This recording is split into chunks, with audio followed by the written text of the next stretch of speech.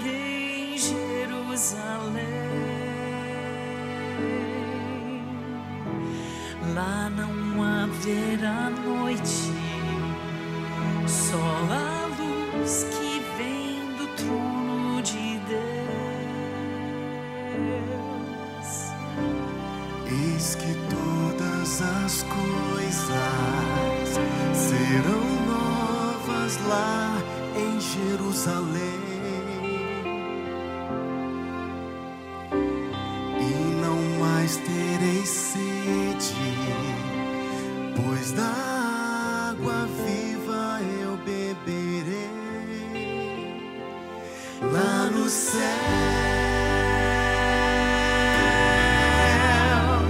não haverá mais lágrimas, e a morte já não mais existirá.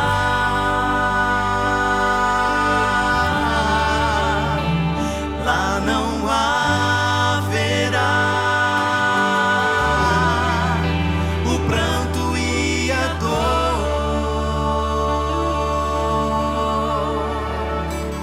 Lá enfim verei a glória de meu Deus.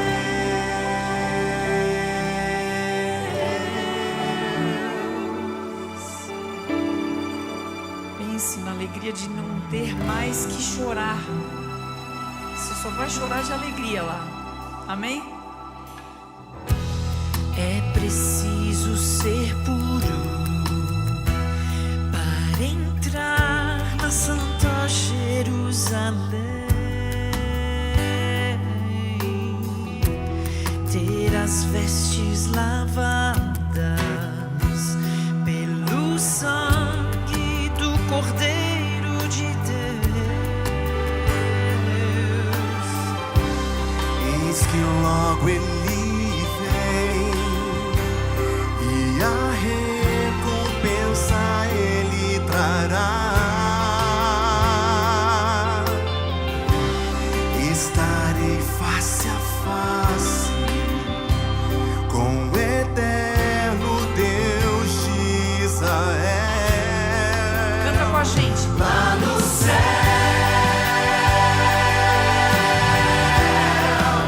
não haverá mais lágrimas, e a morte já não mais existirá.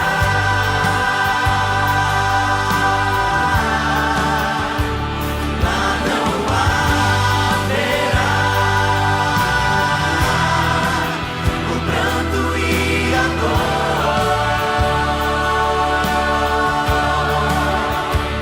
Lá enfim verei a glória de meu Deus.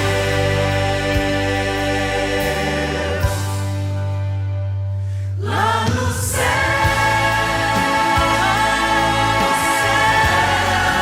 não haverá mais lágrimas, e a morte já não mais existirá.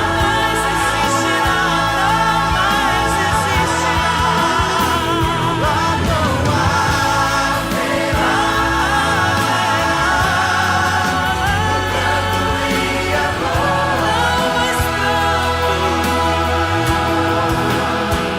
Lá enfim verei a glória de meu Deus.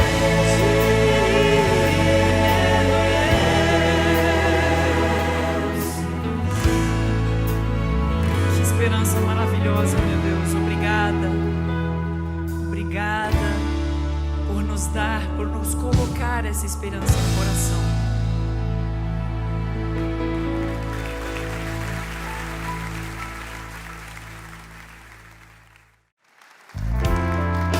Deus disse que nesse mundo teríamos problemas e aflições, mas Ele prometeu que estaria sempre do nosso lado. Vamos cantar juntos? Com Contigo eu andei em segurança, de mim afastas todo o mal. Eu sou ovelha que precisa do cuidado do pastor. E se eu andar? E se eu andar pelo vale da sombra da morte, pelo vale da sombra da morte, eu mal algum temerei, pois sei que onde quer que eu for, tua bondade me seguirá. Onde for, tua bondade me seguirá. Vocês. De bênçãos me cercará. Meu pastor. Meu pastor me leva a lugares altos de água limpa pra beber, e em pastos verdes vou descansar, e a jornada continuar com Ele. O pastor leva suas ovelhas em segurança. Vamos cantar sobre isso novamente? Contigo eu ando em segurança, de mim afastas todo o mal. Eu sou ovelha que precisa do cuidado do pastor. E se eu andar pelo vale da sombra da morte, pelo vale da sombra da morte, eu mal algum temerei, pois sei que onde quer que eu for, tua bondade me seguirá. Onde for, tua bondade me seguirá. De bênçãos me cercarás. Meu pastor me leva a lugares altos de água limpa pra beber, e em pastos verdes vou descansar, e a jornada continuar. E se eu andar? E se eu andar pelo vale da sombra da morte, pelo vale da sombra da morte, eu mal algum temerei, pois sei que onde quer que eu for, tua bondade me seguirá. Onde for, tua bondade me seguirá. De bênçãos me cercará. Meu pastor. Meu pastor me leva a lugares altos de água limpa pra beber, e em pastos verdes vou descansar, e a jornada continuar. Meu pastor me leva a lugares altos de água limpa pra beber, De água limpa pra beber. pastos verdes vou descansar, e a jornada continuar Declare. com Ele, com Ele.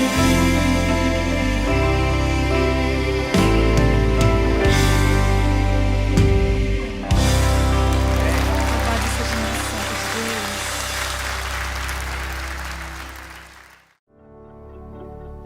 Entro no teu templo, santuário no templo. Quero te adorar como tu desejas, quero te servir como tu me pedes. Todos são bem-vindos, aqui todos somos filhos, criados pelo mesmo Pai, amados pelo mesmo Filho.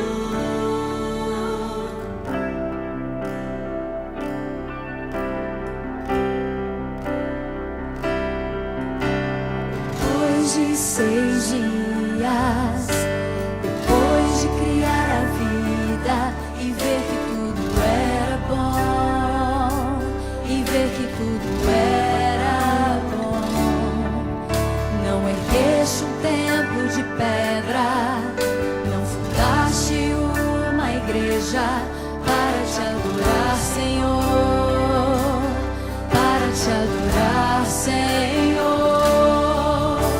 Mas o primeiro templo que criaste no Éden foi o último dia onde todos podem te encontrar. Entro no teu templo, santuário do templo. Quero te adorar como tu desejas. Quero te servir como tu me pedes. Todos são bem-vindos. Aqui todos somos filhos, criados pelo mesmo Pai, amados pelo mesmo Filho. Obrigado, meu Deus, porque em tua sabedoria o Senhor separou um dia para a gente se reconectar, para a gente restaurar a nossa conexão contigo. E esse tempo especial não tem distância, todos podem entrar, não tem preferidos, não tem barreiras. Nós queremos viver essa aliança contigo, Senhor. Por isso declaramos: depois de 6 dias, depois de criar a vida e ver que tudo era bom, e ver que tudo era bom, não ergueste um templo de pedra, não fundaste uma igreja para te adorar, Senhor, para te adorar, Senhor. De um sábado a outro vamos juntos adorar na eternidade, diante da beleza de tua face. Entro no teu templo, santuário do templo. Quero te adorar como tu desejas. Quero te servir como tu me pedes. Todos são bem-vindos. Aqui todos somos filhos, criados pelo mesmo Pai, amados pelo mesmo Filho. Entro no teu templo, santuário do templo. Quero te adorar como tu desejas. Quero te servir como tu me pedes. Todos são bem-vindos. Aqui todos somos filhos, criados pelo mesmo Pai, amados pelo mesmo Filho.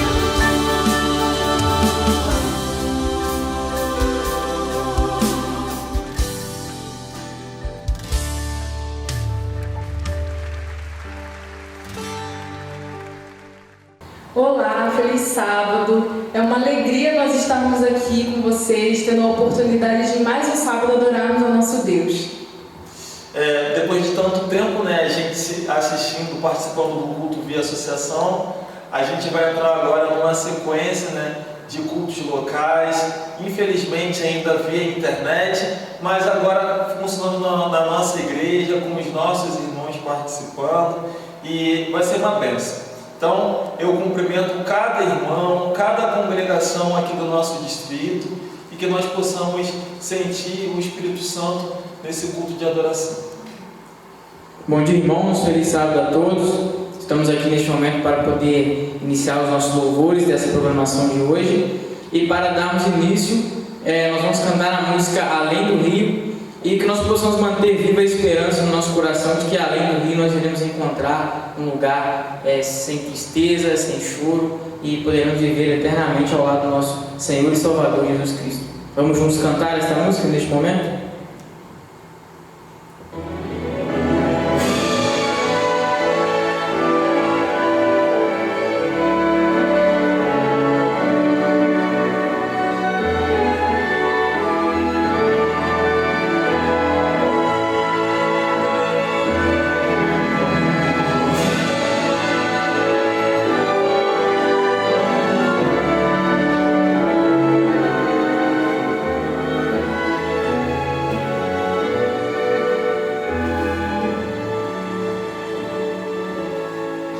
Tenho ouvido de uma terra linda, encantada,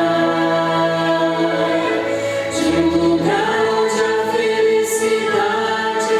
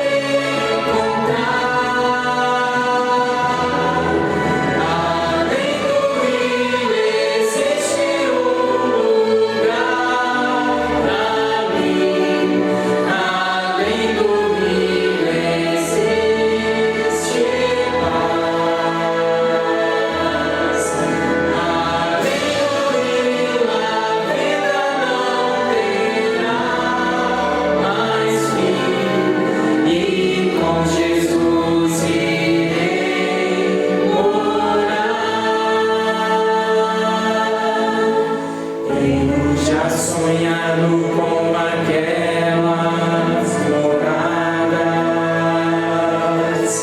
juro alguma que não viu e nunca verá. Tem beleza incapaz de ser comparada, pois a glória do Senhor presente está. Muito mais bonito que o sol poente, uma gota d'água em prisma como cristal. É o encontro de irmãos de fé redimidos, compensou viver, lutar, vencer a final. Além do rio existe lugar pra mim. Além do rio existe paz. Além do rio a vida não terá mais fim, e com Jesus irei morar.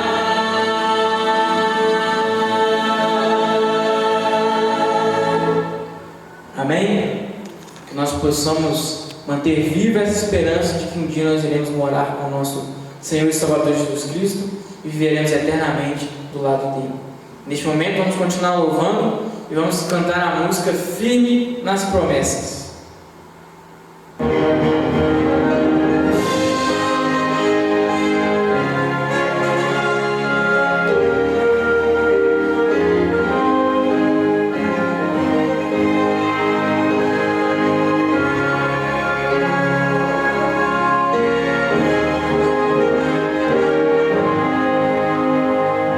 Firme nas promessas de Jesus, Senhor, vou cantar louvores ao meu bom pastor. Sempre exaltarei o seu eterno amor. Firme nas promessas de Jesus.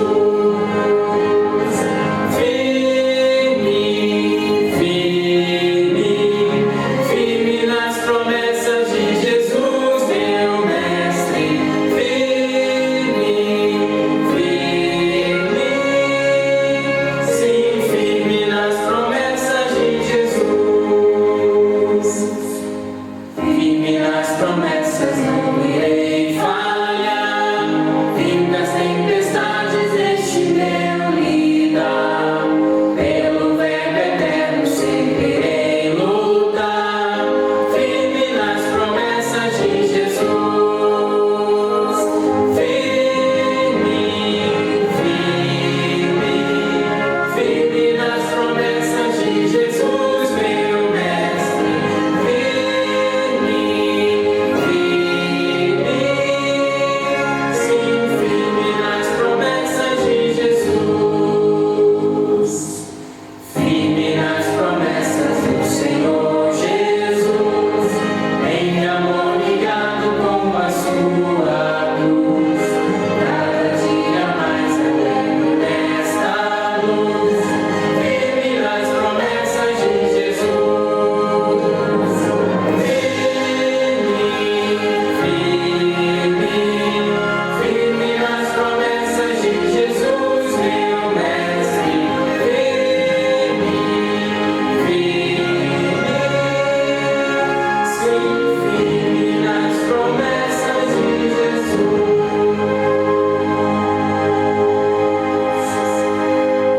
Amém.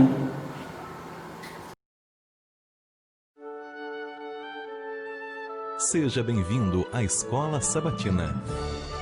Participe, envolva-se. Deus quer derramar inúmeras bênçãos em sua vida.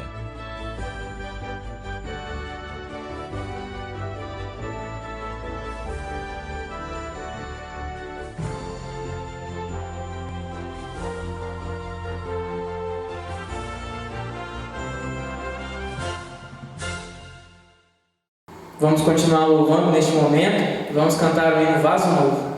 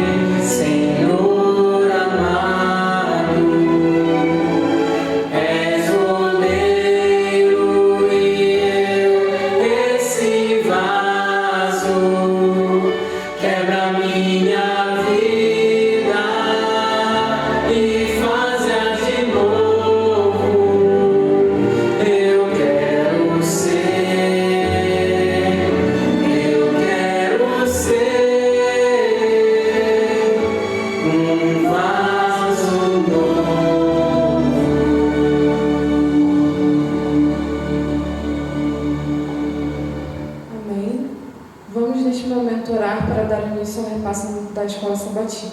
Oremos. Senhor nosso Deus, nós te louvamos e nós te agradecemos pela oportunidade de mais um sábado nós estamos buscando e estamos mais pertinho de Ti, Senhor. Nós te louvamos por Teu cuidado, por Tua proteção em meio aos momentos que nós estamos vivendo, e nós te agradecemos porque o Senhor não tem deixado de nos amparar. Nós pedimos por esses momentos que vão se seguir agora, que o Senhor fale conosco através de repasse dessa lição, que nós possamos a cada dia buscar a Ti, estudar a lição, fazer a nossa devoção pessoal, para que nós possamos estar mais pertinho de Ti. Fica conosco, perdoe-nos por nossas falhas, por nossos erros, e esteja abençoando nossos lares. Nós te pedimos e agradecemos. Em nome de Jesus. Amém. Olá, meus amigos que estão nos assistindo neste momento em suas casas. Quero cumprimentar a todos com um feliz sábado. Quero cumprimentar meu amigo Rodrigo aqui também, que está ao meu lado. Um feliz sábado para você. Feliz sábado, Gustavo. Feliz sábado à igreja que nos assiste. Amém. E Rodrigo, como que você passou a semana? Quase preso, né? Está quase todo mundo em quarentena, e com a ajuda de Deus a gente vai vencendo isso aí em breve com essa igreja cheia, e não nesse formato que a gente vai apresentar hoje, né? Amém. Se Deus quiser, né, Rodrigo? Você que está na sua casa, você vai ter o privilégio de acompanhar o estudo da lição que nós tivemos essa semana, Rodrigo. O título é a Criação, Gênesis como Fundamento, né? A parte 2. Semana passada nós estudamos a primeira parte, né? Da criação em Gênesis, e nesse dia hoje a gente vai ter o privilégio de recapitular, né? A segunda parte, né? É um tema muito complexo, né, Rodrigo? Por isso que tivemos que dividir, né, em dois atos aí, para a gente compreender melhor a história da criação. Essa história é complexa, mas ela é muito importante. É importante porque criou-se a ideia de que ciência e religião elas andam separadas. E eu particularmente não concordo, e nós temos evidências de que a ciência e a religião estão intimamente ligadas. Era assim antes e ainda pode ser assim hoje. A gente vai estudar isso essa semana. Isso mesmo, né? No princípio, lá no início, né, nós temos muitos nomes renomados, né, da ciência que confirmam a veracidade da Bíblia, né, da criação, né? Você consegue aí, Rodrigo, lembrar de alguém que fez grandes feitos, né, para a nossa história, que acredita e confirma a história da criação? Nós temos muitos nomes. Na verdade, a gente pode até dizer que os pais da ciência eram crentes. Hoje se tem a ideia de que para ser cientista você tem que ser ateu ou agnóstico, mas é justamente o contrário. Os pais da ciência, eles eram cristãos. Alguns católicos, outros evangélicos, mas eram cristãos. Por exemplo, o mais famoso deles, Isaac Newton. Isaac Newton era religioso. Tem um outro aqui bastante interessante, a nossa lição traz muitos. Eu estou usando a minha versão digital. Nossa lição traz alguns nomes aqui. Isaac Newton, John Ray, Robert Boyle. Sabe, eu tive a curiosidade de pesquisar um pouco sobre Robert Boyle. Já ouviu falar em Robert Boyle? Já ouvi alguns comentários sobre ele. Se hoje de manhã você que me assiste em casa abriu a sua geladeira, agradeça a Robert Boyle.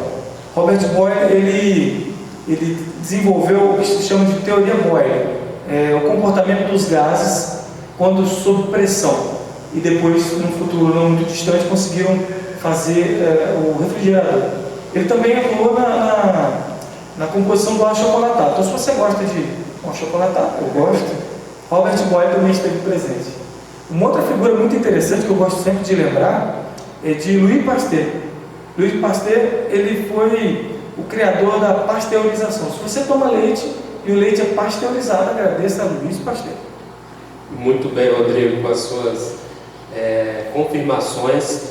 E interessante, né, Rodrigo, que os irmãos que estão em suas casas acompanhando, que essa ideia, né, de essa revolução que teve com relação à criação, né, ela não é tão antiga, né? Recentemente, né, a partir do século XIX, né, que começou todo esse questionamento, né, será que realmente fomos criados por um Deus, né, ou viemos assim por um acaso, né?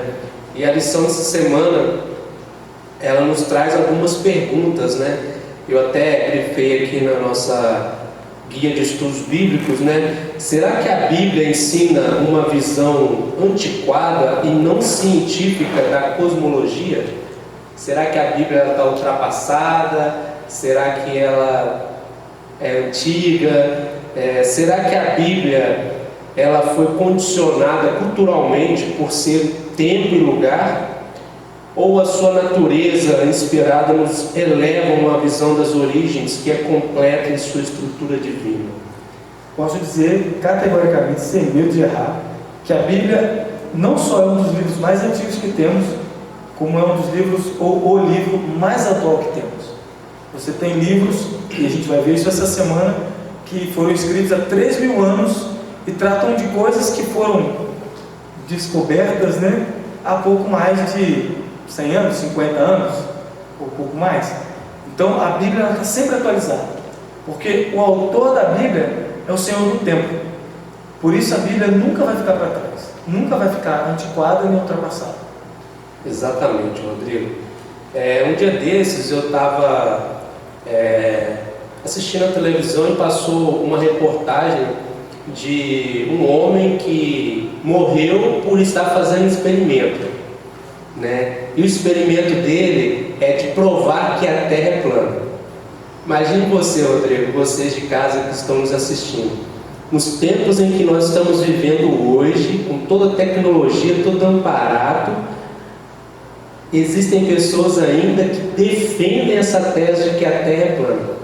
E o pior de tudo, que eles usam a Bíblia para provar que a Terra é plana. Quando a gente lê lá em Apocalipse 7:1, que fala que os anjos, né, João escreveu que os anjos estão ali contendo, né, os 4 ventos, nos 4 cantos da terra, é justamente nesse texto que eles se apegam para provar que a terra ela é plana. Meu amigo, e você de casa que nos assiste, esse pensamento da terra plana, ele não é novo. Na antiguidade já se acreditava que a terra era plana. E alguns navegadores, olha, parece engraçado o que eu vou dizer, mas alguns navegadores tinham medo de navegar para muito longe e caírem quando a terra acabasse, né? Eles acreditavam que era como se fosse tivesse uma catarata ali, uma cachoeira e chegando imagina uma pia transbordando. No momento a água ia cair na pia. E assim eles acreditavam que era o oceano. Então tinham medo disso. Só que eu acho ou falta de conhecimento ou uma desonestidade intelectual você imputar à Bíblia textos que afirmam que a Terra é plana. Não tem isso na Bíblia. Existem alguns textos que a gente vai ler que falam sobre questões até escatológicas, né? Que eles levam ao pé da letra e acreditam que a Terra é plana. Só que, outra coisa que eu esqueci de mencionar, existe um grupo novo agora, os novos terraplanistas, né, como você disse. O indivíduo morreu fazendo um experimento tentando provar que a Terra é plana. Eu queria tirar aqui no meu rascunho aqui 2 exemplos de homens que poderiam ter certeza de que a Terra é plana, e eu quero citar o exemplo dele à luz de que eles pensavam sobre Deus. O primeiro é Yuri Gagarin. Se você conhece Yuri Gagarin, você vai lembrar que ele foi o primeiro cosmonauta a sair da Terra e orbitar ao redor da Terra. E quando ele voltou da viagem dele, lembrando apenas que Yuri Gagarin foi criado num regime comunista muito fechado, onde a religião era praticamente proibida, então as pessoas tinham pouco conhecimento de Deus e alguns até zombavam dele. Quando Yuri Gagarin voltou para a Terra, ele disse assim: eu estive no céu e não vi Deus lá. Na minha opinião, e acredito na opinião daqueles que me ouvem, ele tentou de maneira sutil debochar de Deus. Anos depois, alguns outros cosmonautas subiram a órbita da Terra, subiram 3 vezes mais que ele. E lá de cima eles fizeram justamente o contrário, perguntando como é que era a Terra, e eles leram um texto. Eu queria ler para vocês aqui, coisa rápida, um texto muito famoso, todo mundo conhece. A opinião desses cosmonautas sobre a Terra e sobre Deus. Eles leram, quando viram a Terra lá de cima, e com certeza viram que não era plana, eles leram assim: no princípio criou Deus os céus e a terra. A terra, porém, estava sem forma e vazia, e havia trevas sobre a face do abismo, e o Espírito de Deus pairava sobre a face das águas. Você percebe uma abordagem completamente diferente. Alguém que viu tudo aquilo e disse: isso não pode ter sido obra de outro senão Deus. E eles têm propriedade para falar, né? Eles viram, né? Eles viram. Então eles têm essa propriedade. Mas, meus irmãos que estão nos assistindo, a Bíblia, ela deixa claro que a Terra não é redonda. Existem outros versos da Bíblia que comprovam que a Terra não é redonda, né? E que quando a gente lê João 7:1, é uma profecia simbólica, né? É um jeito simbólico de argumentar aquele texto, né? Por exemplo, se nós lermos Jó 26, 7 a 10, lá vai falar que assim: ele estende o norte sobre o vazio e faz pairar a terra sobre o nada, né? E aí nos mostra que a terra é um círculo ou uma esfera, quando a gente lê Jó 26, 10. Algumas traduções vêm dizendo globo. Exatamente. E quando a gente lê Isaías 40, 22, declara assim, Rodrigo: ele é o que está assentado sobre a redondeza da terra, né? É interessante que a Bíblia, ela afirma claramente aquilo que Deus criou, né? Infelizmente, meus amigos, tem pessoas que pegam textos isolados da Bíblia e tentam distorcer a criação de Deus, né? Infelizmente, hoje a gente se esbarra com pessoas com esse tipo, né, de intenção, né? Uma intenção que vai totalmente ao contrário daquilo que a Bíblia nos diz. Interessante dizer que isso reforça o que eu disse no início. A Bíblia é um livro atual. Se você leu Jó, você deve saber que Jó tem quase 3.000 anos já escrito. E há quase 3.000 anos atrás, os leitores de Jó sabiam que a Terra era redonda. Então, essa teoria de terra plana, ela é mais nova do que o escrito inspirado por Deus. Deus inspirou Jó a dizer que é o formato da Terra. Então, tudo que vem depois não vem de Deus. Exatamente, Rodrigo. E no meio desse tempo todo, meus amigos, a criação, ela se misturou um pouco com a literatura, não é mesmo? Há muito tempo atrás, Rodrigo, os arqueólogos eles descobriram um texto do Egito Antigo e conta histórias primitivas da criação e do dilúvio, né? Por isso, através desses escritos, algumas pessoas elas indagaram o seguinte: será que Gênesis ele foi obtido dessas culturas? Foi plagiado? Exatamente. Pergunto para você que está me ouvindo: será possível que o Gênesis é um plágio de escritos egípcios? Faz sentido acreditar nisso? Vamos analisar? Vamos, agora mesmo. Você sabia que lá, quando se lê este texto, se os amigos que estão nos acompanhando neste momento quiserem procurar depois, Rodrigo, eles podem procurar pela Epopeia de Atrahasis, né? Depois, se os irmãos quiserem ter essa curiosidade, né, de procurar, eles podem ficar à vontade. E nessa epopeia, lá Rodrigo dizia assim: olha, que o homem trabalha para os deuses, para que estes seres humanos, o ápice da criação, e descansa com eles. Existem outros relatos que falam também do comportamento dos deuses com letra minúscula, claro, e eu queria salientar algumas coisas aqui. Vamos supor que Moisés estivesse tentando plagiar. Eu tenho algumas perguntas para fazer. Naquela época, as coisas mais importantes para esses povos era a religião. Por que Moisés não copiou o politeísmo egípcio? Se é o plágio, por que não copiar o mais importante? Interessante, né? Outra coisa interessante é a questão da limitação. Quando você se aprofunda no texto que o Gustavo mencionou, você percebe que os deuses, eles não são assim tão deuses, né? Eles têm limitações. Tem um texto aí que eu achei bastante interessante, que diz assim: disse o nome do Deus, não me recordo o nome, diz assim: um Deus inteligente. Me faz pensar que os outros não eram inteligentes ou não tão inteligentes. O nosso Deus é completamente diferente. Ele é onisciente. Ele tem toda a inteligência.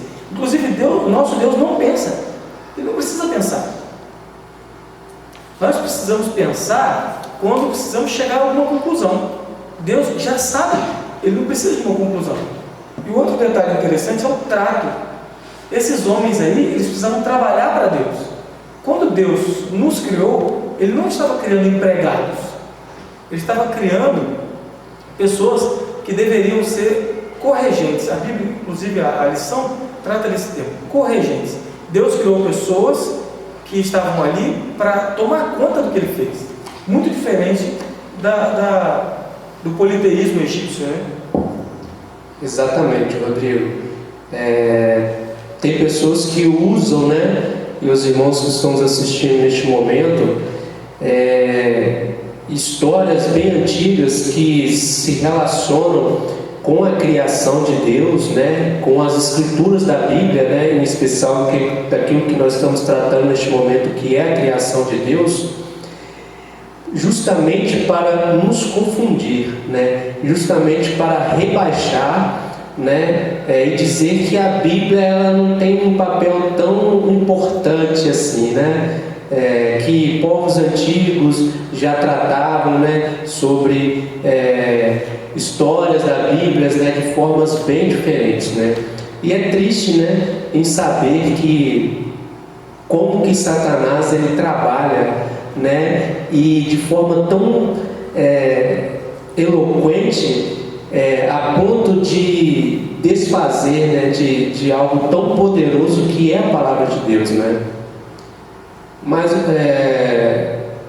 Rodrigo, dando continuidade, né, e aos irmãos que estão nos acompanhando ao nosso estudo aqui da criação, existe um embate, né, entre a criação. Só queria fazer uma ressalva. Quanto a isso que você disse, o nosso verso para memorizar, ele diz justamente o contrário. Vamos ler o verso para memorizar?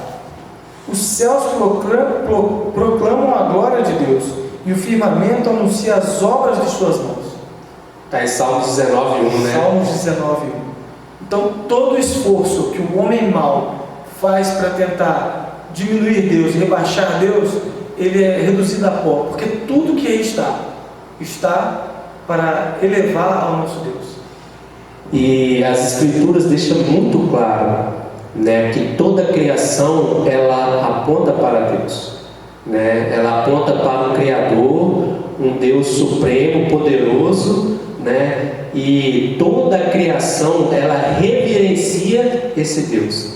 E tentaram fazer o contrário, né? Tentaram transformar a criatura ou criação em Deus. Nós percebemos isso na lição de terça-feira. Na lição de terça-feira, ele trata do quarto dia da criação. E o que foi feito no quarto dia da criação? Criou-se os luzeiros, né? Luzeiros. Aquilo que está debaixo de nós, né? Comumente chamado de sol e lua. Engraçado, meu amigo, que quem escreveu o texto é atribuído a Moisés, não chamou de sol e de lua. E de propósito, porque Moisés, ele foi criado no Egito. Quando Moisés escreveu o Gênesis, ele já sabia de tudo, de como era a cultura egípcia. E eu estava até conversando com o Gustavo agora há pouco, o egípcio, ele não saía à noite, porque o sol para eles é o maior dos deuses, o mais poderoso, o deus Ra. E quando está de noite não tem sol, né? Pelo menos não é visível. E ele tinha medo de sair na rua porque não tinha proteção de Deus. Então, quando Moisés escreveu, ele nem chamou o sol de sol, ele disse o grande luzeiro e o outro luzeiro menor, para dar a esses luzeiros o seu papel, o seu lugar. Eles não são Deus, eles são criação de Deus para cumprir um papel natural. Não tem nada de Deus ali. Exatamente. E isso confirma, Rodrigo, uma meia-verdade, né? Porque eles pegaram realmente uma criação de Deus, né? Algo poderoso, né? É impressionante hoje você olhar para a lua, né, e ver a sua beleza ali no céu, né? Muitas outras culturas também, inclusive, usavam o sol como uma referência de Deus, uma divindade. Isso é muito comum nas culturas antigas. Exatamente. Então eles pegaram uma figura criada por Deus, né? E diante disso entra a meia-verdade, né? Nós vamos potencializar isso mais, né? Ou seja, nós vamos deixar realmente aquele que criou, né? E vamos tornar a criatura o Deus deles, né? Então eles fizeram essa mistura. E a gente vê recentemente, né, que através disso do Deus do Sol, né, nós temos um dia da semana, né, que chama o Dia do Sol, né? E misturou-se, né, a verdade com o paganismo, né, Rodrigo? De uma pessoa que enfatizou o maior, né, potencializou em grande escala, né, esse dia fazendo referência ao sol, né? Então ele misturou, né? Ele fez essa mistura. Engraçado que em algumas culturas, nós, por exemplo, chamamos esse dia de domingo, não tem nada a ver com o sol. Mas em algumas culturas, por exemplo, em inglês é Sunday, ainda é dia do sol. E em alemão também é dia do sol, literalmente. Eu não me lembro a pronúncia, mas é dia do sol. Então é muito claro de que houve uma tentativa, e infelizmente bem sucedida, mas não para sempre, de que tentavam transformar a criatura num tipo de criador, num tipo de Deus. Eu queria fazer uma pergunta para os irmãos que estão nos assistindo, Rodrigo. Será que vocês já conheceram? Eu nunca tinha ouvido falar essa palavra, né? Fui me familiarizar com ela na lição dessa semana. Palavra chamada cronogeologias. Vocês aí de casa já tinham ouvido falar essa palavra, já tinham conhecimento, já entendiam? Olha, eu acredito que muitos como nós não haviam ouvido antes, mas se a gente separar a palavra, né, crono tem a ver com tempo, né, e genealogia todo mundo sabe que faz alusão à árvore genealógica, quando você coloca lá o nome do vovô, na escola a gente fazia muito, né, esse tipo de trabalhinho, nome do vovô, nome do papai, e você vai até o membro mais antigo conhecido. E é muito interessante esse método, Gustavo, que a Bíblia escolheu para usar, porque não só está ali descrito o nome daquelas famílias, né, a linhagem, como também o tempo. E também o tempo que eles foram pais a primeira vez. Você tocou nesse assunto. Mais uma vez eu quero perguntar aos amigos que estão nos assistindo, né? Aqueles que gostam de fazer o ano bíblico, quando chega ali na parte da genealogia. Você pula, Gustavo? Olha, eu sou tentado a pular. Você sabe que eu sempre me perguntei uma coisa: por que tem a genealogia na Bíblia se é uma coisa maçante? É cansativo você ler tantos nomes, vamos falar a verdade. Mas por que Deus colocou ali? Será que Ele colocou sem nenhum propósito? Deus faz alguma coisa sem nenhum propósito? Responda-me você que está me ouvindo. Deus faz alguma coisa que não tem propósito? É interessante isso. Quando eu era mais jovem, eu não entendia muito bem por que tinha a genealogia na Bíblia. Para mim era uma perda de tempo. Mas com o passar do tempo você vai entendendo que essa genealogia ela indica que o tempo passou, né? Até chegar em Jesus houve-se os seus antepassados, né? A linhagem de Davi ali, né? Ele cita várias outras pessoas até chegar Jesus. E a Bíblia fala assim, os descendentes de Abraão. Então assim, houve um período de tempo ali, né? Até aquilo passar, né? Até chegar naquele tempo, passou-se uma era, né? Houve alguns acontecimentos, né? E a Bíblia deixa claro, né? Através da genealogia, né? Sabe, meu amigo Gustavo, sempre que Deus faz alguma coisa tem propósito. Quando Ele colocou lá a genealogia do jeito que estava, ou como a gente acabou de aprender um nome novo, né? Cronogenealogia. Ele fez por um motivo. Ele fez por um motivo. Sabe? Quando você pega, vou dar um exemplo aqui que eu anotei, Gênesis 5:3. Você que está em casa, pega a sua Bíblia e dá uma olhada, você vai perceber que está escrito assim: Adão, nas minhas palavras está assim, Adão foi pai com quantos anos? 130 anos. Um vovô foi pai. Foi pai de quem?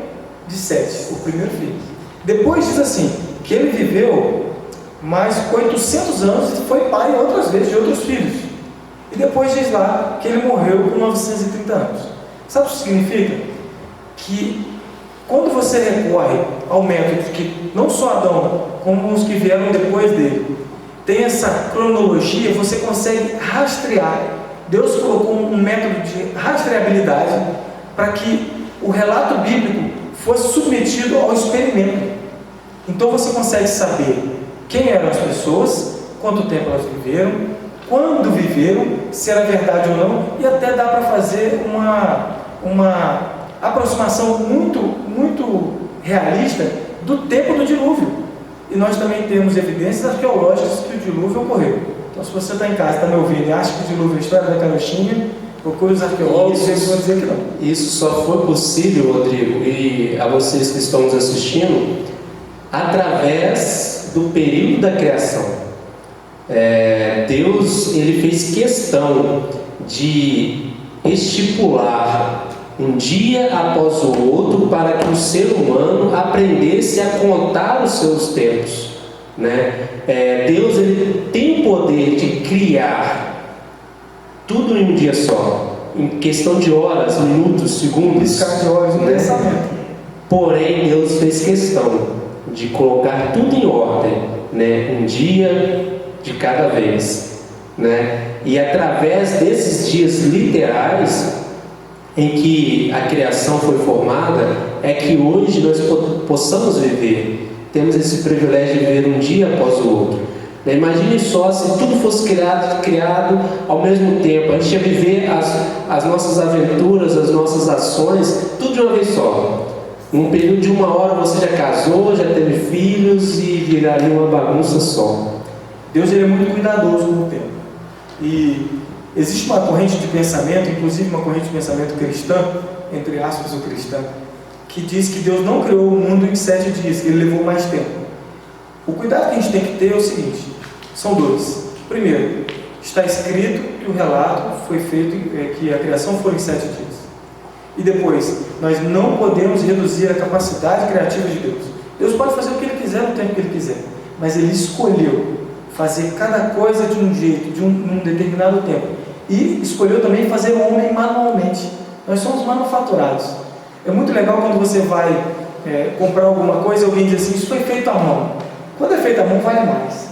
Então eu acredito que Deus ele fez questão de gastar tempo conosco. E isso é motivo para que nós nos alegrássemos.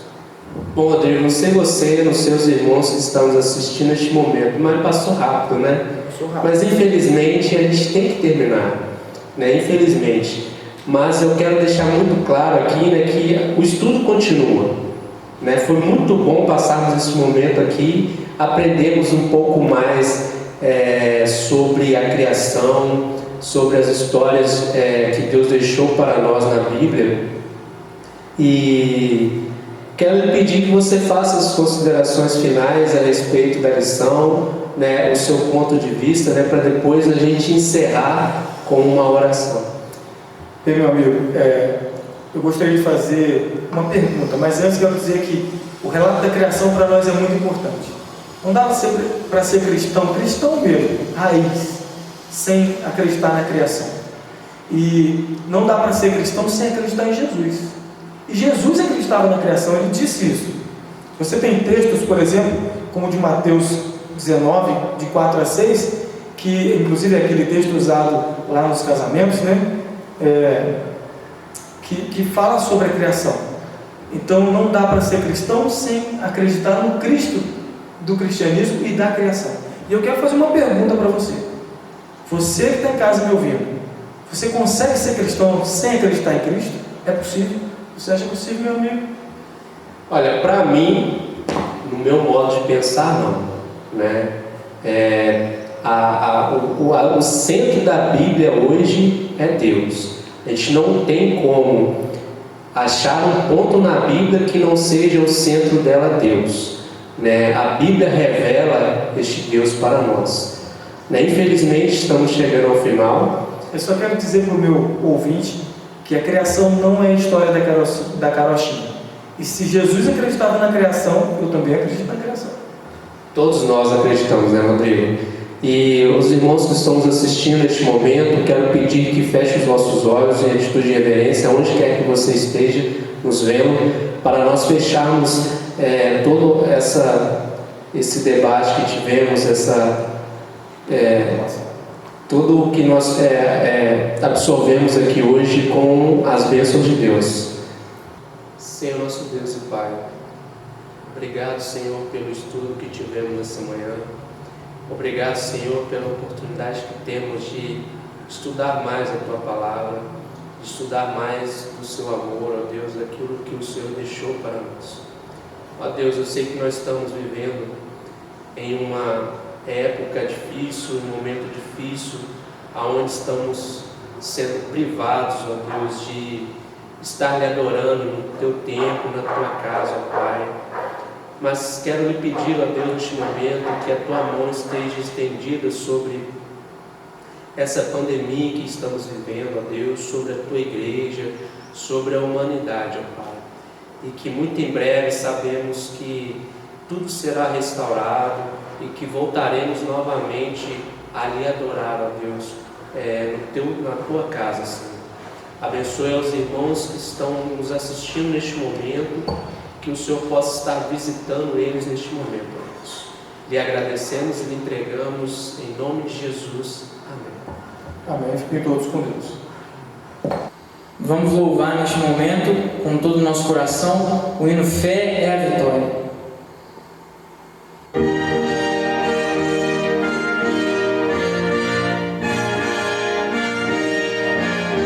Você aí onde você está possa permanecer firme e com fé, juntos que nós possamos alcançar a vitória no final. Amém?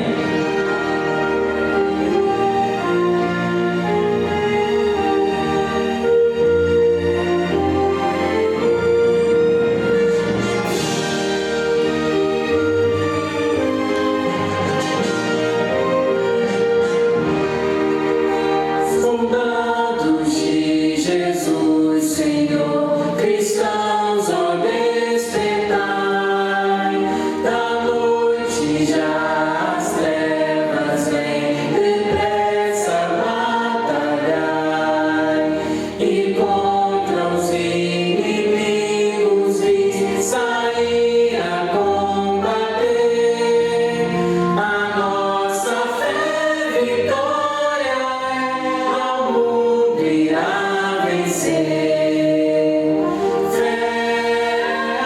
vitória. Sim, fé sempre tem poder. Fé é a vitória, ao mundo irá vencer. Sob a bandeira que pra nós é o santo amor de Deus, trilhemos um caminho aqui que leva para os céus. Os santos crentes pela fé venceram Satanás. A nossa fé vitória é, e a todos traz a paz. Fé é a vitória, sim, fé sempre tem poder. Fé é a vitória, ao mundo irá vencer. Aquele que viver na fé, justiça alcançará. Um novo nome há de ter, perdão receberá. Assim, bem firmes pela fé, unidos em amor, nós venceremos com poder que vem do Salvador. Fé é a vitória, sim, fé sempre tem poder. Fé é a vitória, ao mundo irá vencer.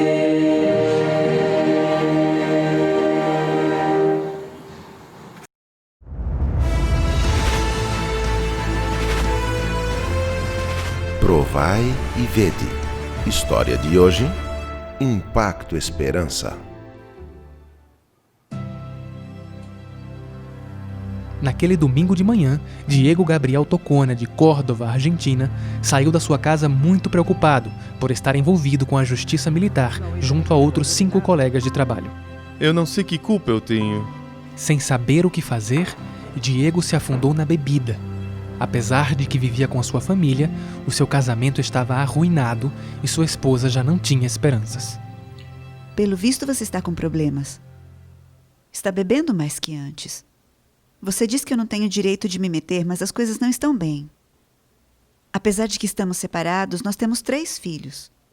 Mesmo com todos os seus problemas, você ainda é o pai das crianças. Nosso grupo policial está sendo investigado. Hoje recebemos um comunicado que... Não sei, seremos afastados do trabalho, sem receber salário, até que a investigação termine. E o que você vai fazer? Não sei. Eu fui policial a minha vida toda. Não sei fazer outra coisa.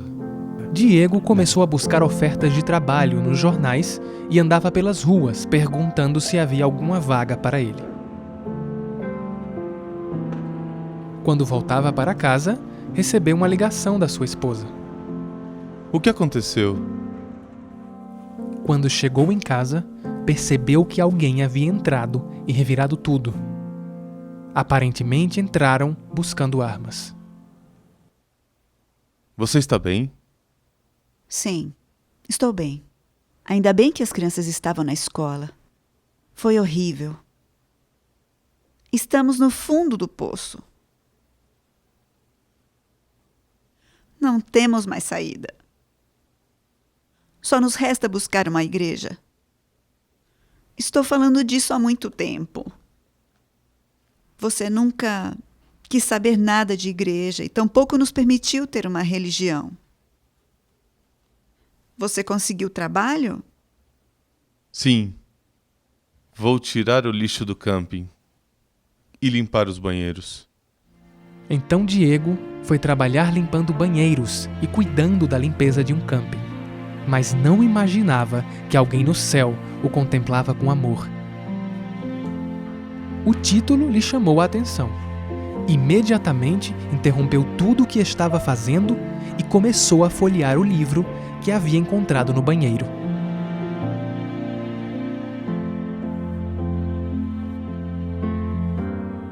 Ao chegar em casa, estava ansioso para contar à sua esposa o que havia acontecido. Você não estava buscando uma igreja? Estava. Olha, eu encontrei esse livro no banheiro do camping. Aí tem o nome de uma igreja. E que igreja será?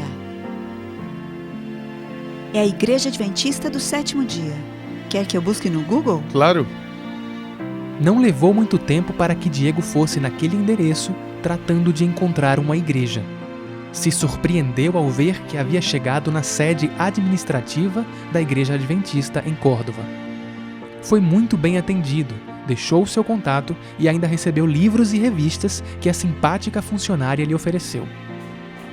Pouco tempo depois, alguém tocou à sua porta e Diego foi surpreendido pela visita do pastor Lastra. Eles o receberam com alegria e dali em diante começaram a estudar a Bíblia. Ao terminar os estudos, toda a família foi batizada. Atualmente, Diego e Matilde levam uma vida muito diferente da que viviam antes. A felicidade voltou a reinar em seu lar. Diego foi absolvido do processo militar e voltou a trabalhar normalmente. Participemos todos na distribuição do livro que pode levar salvação a muitas famílias. Que extraordinária experiência a do nosso irmão Diego e sua família. Que poder há no livro missionário. Poder de transformação para salvar vidas. Agora os convido a participar deste momento especial de adoração, por meio dos dízimos e das ofertas. Que Deus os abençoe. Provai e vede.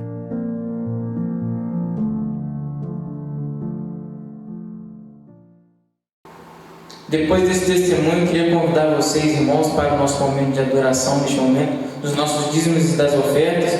E queria fazer um convite para os irmãos que estão aí com os seus dízimos, com as suas ofertas em casa. Vocês podem se dirigir até a igreja, que os nossos irmãos estão fazendo plantões, para receber esses dízimos e essas ofertas e para que nós possamos continuar contribuindo, mesmo neste momento de crise, neste momento de quarentena que nós estamos todos passando, para que nós possamos, mesmo neste momento, continuar contribuindo para a obra do Evangelho, que ela precisa continuar sendo pregada. Vamos fazer uma oração neste momento.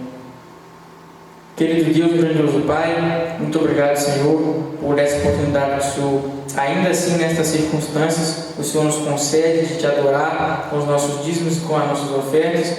E queremos te pedir neste momento, Senhor, uma bênção especial sobre esse dinheiro, que ele possa continuar servindo para espalhar o teu Evangelho para todo este mundo. Que o Senhor venha abençoar cada um de nós, que o Senhor venha estar fortalecendo a nossa fé, a nossa confiança em Ti, neste período, para que, quando isso passar, nós possamos estar renovados e mais animados ainda para continuar fazendo a Tua obra. É isso que nós te pedimos e te agradecemos em nome de Jesus. Amém. Bom dia, feliz sábado. A gente teve a oportunidade nesse momento de louvar sobre fé. Fé é a vitória. E eu acredito, creio que você também, aí em casa, que não há um tema mais apropriado nesse momento para se estudar do que o tema da fé. Nós somos desafiados a darmos passos que tiram a gente da nossa zona de conforto. E isso consegue acontecer de uma forma mais tranquila, porque nós temos Jesus do nosso lado. Eu, antes de adentrar na mensagem, gostaria de dizer para vocês que eu estou com muita saudade de estar com vocês. Nós estamos aqui na casa do Senhor e ela passa a ter muito mais sentido quando os bancos estão cheios, quando as pessoas estão aqui, vocês estão aqui juntamente para adorar ao nosso Criador. Quero deixar um abraço também, não só para a igreja de Pada, a igreja onde nós estamos tendo a oportunidade de gravar, mas deixo um abraço para os meus irmãos de Monte Alegre, para os meus irmãos de Flores, para os meus irmãos de Miracema e meus irmãos de Laje do Muriel. Eu tenho certeza que nós vamos vencer essa etapa. E em nome de Jesus, esse mal, esse Covid não vai chegar até a nossa casa, para a honra e glória de Deus. Eu, pensando no tema da fé, na realidade da fé, a gente já convive há um certo tempo. O mês de maio é um mês muito especial para mim. 15 de maio foi o dia da minha mudança, e aí agora eu estou completando um mês e 15 dias vivendo aqui, tendo a oportunidade de conhecer vocês, estar adorando junto com vocês, crescendo em graça com vocês. Vocês já viram que eu gosto muito do tema da oração, eu gosto muito do tema da fé. Eu acredito que a fé realmente é um elemento importante para que nós, cristãos, tementes a Deus, possamos marchar, possamos nos desenvolver. E eu acredito, eu creio que vocês também, que nós não entendemos ainda o que é a fé. Por isso eu convido vocês a abrirem a Bíblia comigo, no livro de Hebreus, capítulo 11, versículo 1. Hebreus, capítulo 11, versículo 1. Hebreus está quase no final da Bíblia, tá bem? É um livro muito especial. Muito da nossa doutrina sobre santuário a gente consegue verificar no livro de Hebreus. E aí eu estimulo a você, leia esse livro, não só o livro de Hebreus, mas estude a palavra de Deus. Separe um tempo para estudar o espírito de profecia e cresça em graça. Hebreus capítulo 11, versículo 1 nos diz o seguinte: ora, a fé é a certeza de coisas que se esperam, a convicção de fatos que não se veem. E eu estava pensando nisso, o olhar da fé. Você olhar, eu fico pensando aí, uma coisa mais palpável, é você olhar para um local e falar assim: um dia essa terra vai ser minha, um dia eu vou construir aqui uma casa para eu viver. E com o passar do tempo, você experimenta essa verdade, essa convicção que você tem. E eu digo uma coisa para vocês, queridos: a fé não é uma torcida. Ela não é uma realidade de você ficar, olha, eu acredito que vai dar certo. Não, ela é real. E uma coisa que me chama muito a atenção no livro de Enoque, o versículo 2, no livro de Hebreus, o versículo 2 diz o seguinte: pois pela fé os antigos obtiveram bom testemunho. E eu estava pensando nessa realidade da fé. Como que eu posso então desenvolver a minha fé? Irmãos, uma forma muito eficaz da gente desenvolver a fé é olhando os testemunhos dos nossos irmãos. Talvez você não tenha uma experiência grandiosa, talvez você nunca passou pelo vale da morte, talvez você nunca sofreu alguma coisa brutal, frontal, e isso acaba gerando em você talvez uma frustração. Poxa, eu tenho até um hábito de pensar que muitas das vezes a gente valoriza os testemunhos catastróficos, aqueles que a pessoa quase morreu, aquele que a pessoa caiu de moto, que a pessoa se acidentou, que a pessoa caiu de uma cachoeira. Mas Deus vai se manifestando em todos os momentos. Mas caso você precise de algo mais para que você consiga agora entender que Jesus se faz presente, que Ele quer cuidar de você, olhe para o lado, olhe para o seu irmão, olhe as bênçãos que Deus tem realizado, os livramentos que Deus tem concedido, olhe as libertações de problemas sérios de saúde. E outra forma muito importante que nós temos para que nós possamos crescer no aspecto da fé é justamente estudando a palavra de Deus. Irmãos, nós não podemos desenvolver a nossa fé da nossa própria maneira. Deus apresenta para a gente o que é fé. A palavra dele revela para a gente. Ou vocês acreditam que quando agora eu leio a história de Abraão, isso simplesmente não me ensina nada? Acho que ele é o pai da fé, acredito que ele tem a eficiência, acredito que ele experimentou esses milagres, mas não, isso não acontece comigo, isso não acontece nos meus dias. Ou então eu lembro de Elias, que foi fiel a Deus, e aí agora Elias vai para o deserto, sem ter nenhum tipo de suporte. Elias talvez poderia levar dinheiro para o deserto, mas o que ia acontecer no deserto? Não tinha absolutamente nada. Passos da fé. Isso agora, à medida que eu vou contemplando essas realidades, a gente vai tendo a oportunidade de crescer na fé, no aspecto da fé. Às vezes eu fico um pouco preocupado, porque a gente acredita que não é bem assim, ou então não preciso estudar, não preciso, ou então, Senhor, hoje eu estou com um pouco de preguiça e não vou estudar. Mas eu digo para vocês querem ter firmeza em Cristo Jesus? Beba da fonte. Eu leio aqui mais um versículo, versículo 3. Pela fé, entendemos que foi o universo formado pela palavra de Deus, de maneira que o visível veio a existir das coisas que não aparecem. Esse texto é muito importante. A gente estudou hoje na Escola Sabatina, nós tivemos a oportunidade de revisar na lição da Escola Sabatina, que Deus formou o céu, a terra e tudo que nele há. Só que Hebreus, o livro de Hebreus está apresentando para a gente que se a gente não tiver fé, não adianta. Ou seja, nós não podemos olhar a Bíblia simplesmente como um livro de prova, mas é necessário agora a gente olhar com o coração contrito, com bastante fé, com bastante temor, acreditar no que a gente não vê, acreditar no que a gente não vê e no que a gente não viu. E se eu falar para vocês que nesse momento eu estou olhando para a câmera e atrás da câmera a Isabelle está, vocês vão acreditar? Isabelle está sentada monitorando a câmera, vocês vão acreditar na minha palavra? Vocês podem até acreditar, mas se vocês não tiverem fé na minha palavra, não vai adiantar. E é assim que é a caminhada cristã. Eu não estava vivo no momento que Deus criou o céu e a terra, mas eu posso ter fé, eu posso acreditar. E por que eu entro nesse assunto? Por que eu estou falando de tudo isso? Irmãos, eu quero pedir para vocês, tenham fé, isso vai passar. Eu quero pedir a vocês com um coração bem aberto diante do Senhor, acreditem, nós vamos vencer. E agora, como pastor, eu não posso sentar e achar que, calma, não. O cristão, ele precisa passar pela crise de forma diferente. Você tem medo? Eu também tenho. Mas eu quero dizer para você o seguinte: quando eu vou para a palavra de Deus e vejo o que Deus já fez com o seu povo, e hoje eu entendo que nós somos o povo de Deus, todos que aceitam Jesus como Salvador, nós precisamos viver de forma diferente. Agora a gente vai ser uma espécie de esteio para os nossos vizinhos, para os nossos parentes, quando falarem com a gente no telefone. Eu tenho uma coisa para contar. Essa semana eu tive fazendo umas visitas pessoais.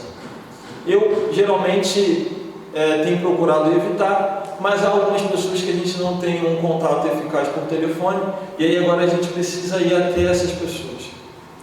E aí algumas pessoas, eu obtive uma resposta no começo da semana de que 2 pessoas em Iracema estão decididas ao batismo. Como é que eu sei disso? Porque houve alguém ou algumas pessoas que se envolveram com esse trabalho, decidiram não ficar de braço cruzado e ir até as pessoas, e obtiveram agora a resposta. E eu fiquei muito agradecido a Deus, porque eu estava pedindo a Deus: Senhor, eu não posso deixar a fé dos meus irmãos esmorecer, eu não posso deixar o trabalho missionário parar. Senhor, eu tenho um telefone em casa, eu posso ligar para algumas pessoas. Senhor, eu tenho um WhatsApp, eu posso mandar uma mensagem, eu tenho uma rede social com mais de 1000 pessoas, eu posso compartilhar a esperança para as pessoas. E aí eu decidi ir fazer uma visita, e quando chegou na visita, a pessoa virou para mim e falou assim: pastor, tem uma coisa para falar para o senhor. E eu: pode falar. Olha, pastor, eu estou quase me batizando. E aí eu perguntei para ela: por que então que você não se batiza? Ela falou assim: não, porque eu já fui batizado em uma outra denominação, e eu tive a oportunidade de abrir a Bíblia com ela ali, explicar para ela sobre essa realidade, a teologia do rebatismo e tudo mais, e apresentei ali para ela algumas outras verdades, e ela falou assim: pastor, eu tenho mais uma coisa para te falar, a minha irmã também, pastor. Então, irmãos, quando a gente recorre ao Criador, e foi isso que eu fiz no começo da semana, falei: Senhor, por favor, nos ajude a estarmos fortalecidos. E a fé é justamente a perda do controle. É muito bom quando a gente está... Vamos lá, eu estou no meu carro, estou controlando, e estou acelerando, e estou freando, e estou virando, tudo ok. Mas a fé é justamente a perca disso. Você agora perde o domínio em relação ao que está acontecendo na sua vida. E eu quero dizer uma coisa para vocês: ponderem o que eu estou falando. Não viva de forma deliberada. Confie em Deus. Creiam em Deus. Creiam no cuidado de Deus contigo. E dê os passos que Cristo quer que você dê.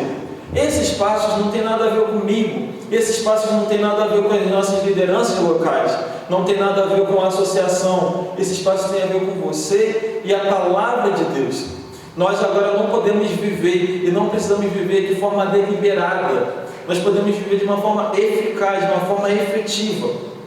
E eu leio mais um versículo, o versículo 6. De fato, sem fé é impossível agradar a Deus, porquanto é necessário que aquele que se aproxima de Deus creia que Ele existe e que se torna galardoador dos que o buscam. Então, o que acontece? Esse versículo 6 tira a gente da zona de conforto, porque apresenta que sem fé a gente não agrada ao nosso Criador. Então, eu gosto de dar razão à nossa fé.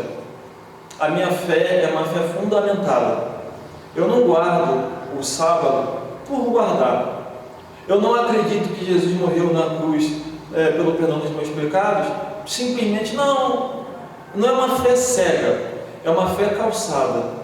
Mas eu digo para vocês, amigos, que muitas vezes a gente procura se fundamentar e aí a gente agora tira o espaço da fé e a gente agora passa a ser uma espécie de céticos na caminhada cristã.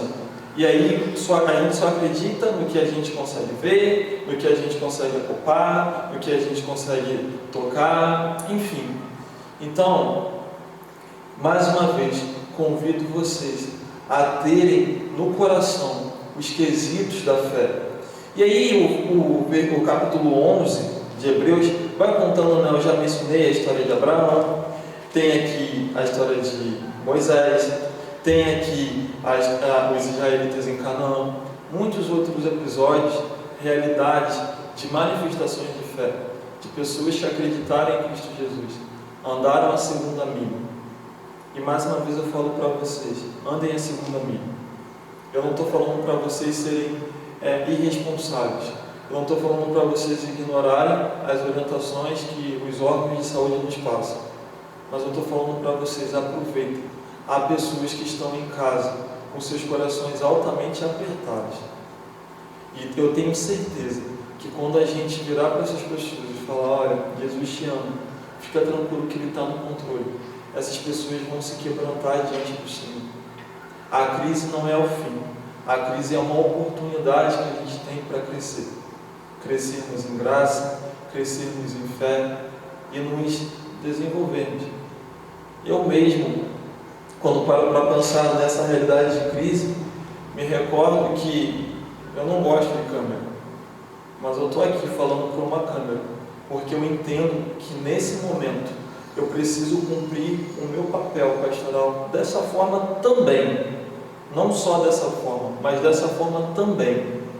E aí, às vezes, a gente fica um pouco inibido, às vezes a gente fica um pouco exitoso, mas a gente acaba se quebrantando e entendendo que Deus realmente tem uma proposta para a gente e quer fazer grandes coisas em nós e através de nós. Isso não pode ser bordão. Isso tem que ser uma realidade constante na nossa vida. Eu completo dizendo para vocês o seguinte: meu pai contava para mim que crise vai, crise vem para ver quem é quem. E quem nós estamos sendo? Homens e mulheres de fé, juvenis, crianças, adolescentes, jovens de fé? Ou nós estamos nos acovardando, usando, pondere que eu estou falando, o argumento de que nós estamos agora nos guardando de um vírus? Nada impede a gente de cumprir a missão, de crescer em graça e desenvolvermos a nossa fé, assim como Abraão, como Moisés, como Elias, como os profetas maiores e os profetas menores. E digo para vocês, esse é o desejo de Deus para a gente. Não confiem no coração de vocês. Não confiemos nos nossos corações, porque eles mentem para a gente constantemente. Confie na palavra do Senhor e no que Deus quer nos edificar, no que Deus quer apresentar para a gente como estilo de vida. Eu quero fazer uma oração agora. E aí onde você está, eu quero convidar você a se derramar diante do Senhor. Isso é muito bom, porque ainda que eu faça um apelo, você não precisa ficar constrangido que se alguém vai te olhar ou não vai te olhar, é você com o seu celular, ou com o seu notebook, ou com a sua televisão, e Deus, com a sua família. Eu quero convidar você a pedir a Deus mais fé. Senhor, por favor, me conceda mais fé. Me ajude, Pai, a me desenvolver como eu preciso me desenvolver. Me ajude, Pai, a estar bonito diante do Senhor, aprovado diante do Senhor. Me ajude, Pai, a não ter dúvidas de que o Senhor está no controle de todas as coisas, mesmo quando as coisas estão fora da nossa zona de conforto. Vamos nos entregar a Jesus agora através dessa bênção. Oremos. Querido Deus, muito obrigado por esses 3 versículos lidos, esses 4 versículos lidos. Hebreus, capítulo 11, versículo 1, versículo 2, versículo 3, versículo 6. Pai. Obrigado, Pai, porque a fé, para muitos, Senhor, para nós, muito de nós, é um grande desafio, Pai. Nós queremos mandar, Pai. Nós queremos controlar, nós queremos conduzir, Pai. E, na verdade, os passos da fé nos tiram da nossa zona de conforto, Pai. Nós precisamos agora ter certeza de coisa que está fora da nossa alçada, Pai. Mas, obrigado, Pai, porque nós entendemos que podemos obter esse dom, Senhor, esse dom da fé. Obrigado, Pai, porque através da fé nós podemos ter esperança, nós podemos ter paz de espírito, nós podemos ter alegria, Pai, nós podemos estar sólidos em Ti. Muito obrigado por essa dádiva. Trabalhe fortemente, Pai, em nosso viver, para que nós tenhamos a nossa vida transformada, Senhor, para que nós possamos ser homens, mulheres, jovens, enfim, Senhor, crianças, mais ousados em Ti, Senhor, confiando em Ti, Senhor, e cumprindo a missão, que é o mais importante. Por favor, Deus, nos ajude, Senhor, nos contemplando como o Espírito Santo, Pai. Não queremos andar só. Por favor, seja sensível à nossa voz e ajude-nos, Senhor, a enfrentarmos esse momento de pandemia em um grande estilo, Senhor, bonitos, calmos, tranquilos, na Tua presença. Em nome de Jesus, amém.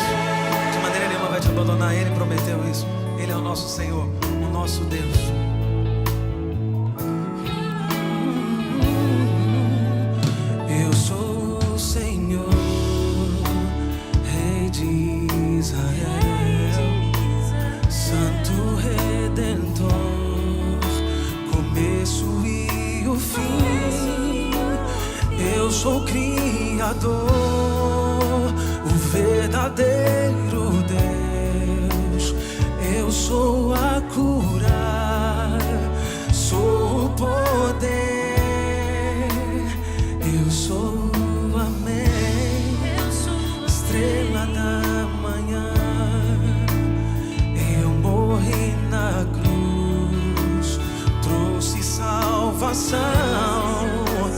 Conheço a tua dor, ouço o teu clamor.